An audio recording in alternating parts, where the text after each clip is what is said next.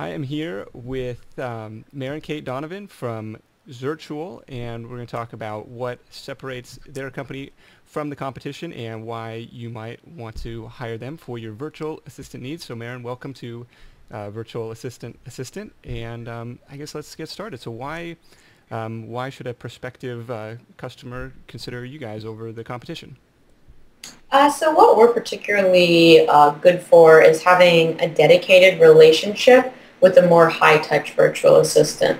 So we have a thorough vetting and training process. We only hire US-based assistants, and the people that we bring on are people that are at the same caliber as an executive assistant or admin that you would have in your office. The difference being that you purchase the amount of hours you need, say 10, and you get connected with this person virtually. So they can do everything an executive assistant traditionally can do. They're just not in the office physically with you, which works for a lot of entrepreneurs and small business owners who find themselves more and more mobile. We're definitely not a one-off service, something like Fancy Hands or maybe an offshore company where you send off tasks and it goes to a different person and comes back to you. We really focus on that one-on-one relationship where your assistant, say Krista, gets to know you, your company, your life as much as you'd like to let her in, and then can serve you better and really understand your needs and be more proactive.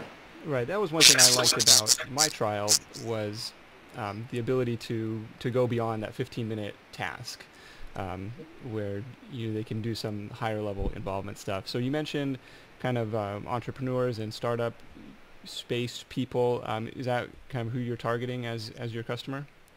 We really do target small business owners, entrepreneurs, busy professionals, but the majority of our clients are working in a small business or startup or have started it themselves. Okay. And what's your VA's working environment look like? They're working from home? Yeah, so it just differs. All of them work virtually. Some people work more from their phones. Some people work from their home offices. Some people work on the road. It just depends person to person. But we really make sure that the consistency and experience is the same for the client. Got it. What is there any areas of service or specialization that the ZAs tend to focus on? We really are good at scheduling and time maintenance for our clients. Things like research, travel reservations, bookings, all sorts of stuff like that. The lower level things that a client just shouldn't be spending time on because they're busy with their business, they're creating, they're focusing on creative ideas, things like that.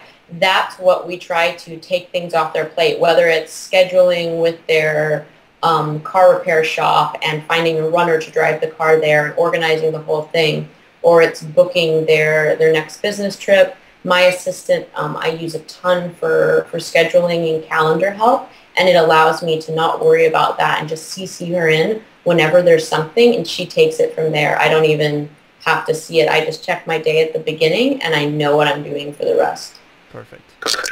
Is there anybody who should not buy your service? Any like trouble clients that should should avoid this kind of service?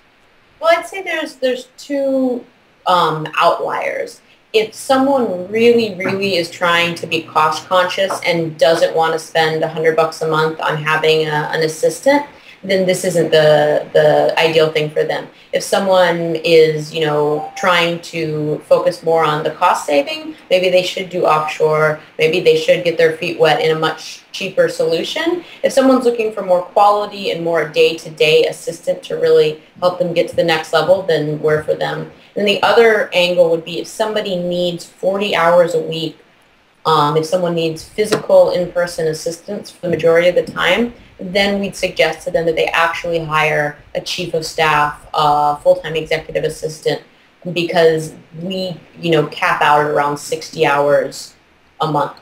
Okay. Okay. So that's maybe 15 hours a week or so.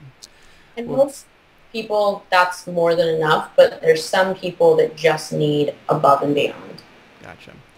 Well, very good, Maren. Thanks so much for joining me, and that's been Zirtual. So check them out through the link above, and learn more.